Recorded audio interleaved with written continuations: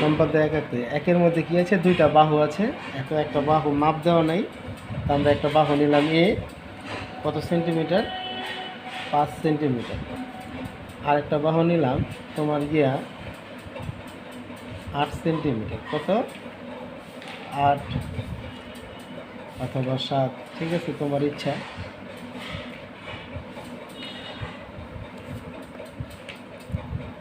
একটা বাহু নিলাম অ্যাশ, কি স্যার, অ্যাশ,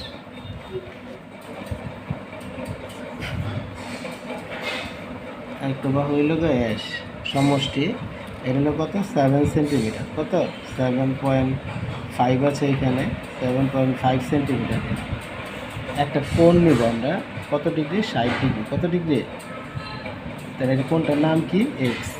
তো এখন নিচে আমরা একটা দাগ দিলাম,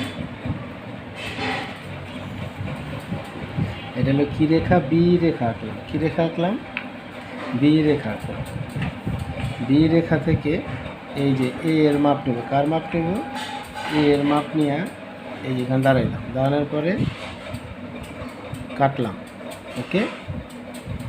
তাহলে এ এর সমান করে বি সি এর অংশ কেটে নেই, পরে এইখানে দাঁড়ায় কোণ এক্সের সমান করে, কার, কোণ এক্সের সমান করে নিজের ইচ্ছা মতো যতটুকু মন চায় আমরা অতটুকু স্যার একটা চাপ দিলাম, বুঝছেন, এটা কি বলা হয়, কি চাপ।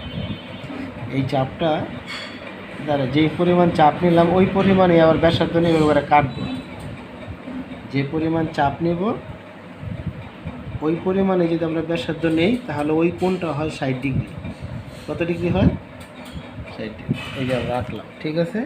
এখন আমরা কি করব, এই জায়গাটায় একটা ফোঁটা দিব, ফোঁটা দেওয়ার পরে আমরা এখন এই জায়গায় কী করবো, দাগ দিলাম,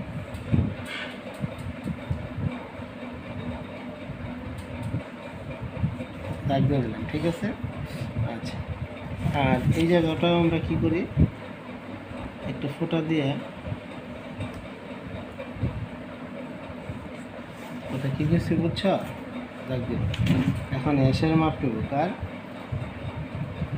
এসের মাপ নেওয়া হয়েছে, এরপর এখানে দ্বারা যে কাটলাম, ওকে।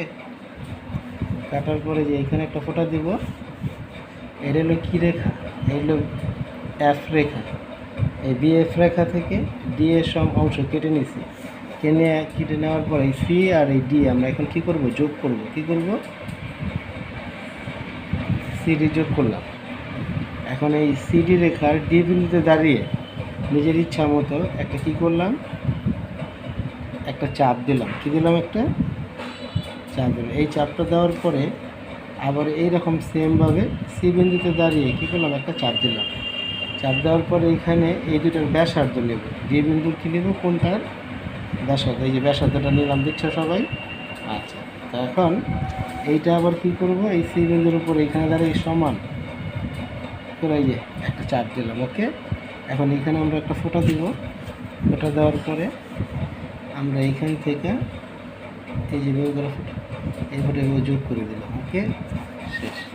তো এখন এই যেটা কী বিন্দু, এটা এখানে জি বিন্দুতে ছেদ করেছে, এর হলো কোন, এখানে হলো এ, তাহলে এ বি সি এইটাই হচ্ছে একটা উদ্দিষ্ট ত্রিভুজ, আমাদের জ্যামিতি আঁকা শেষ।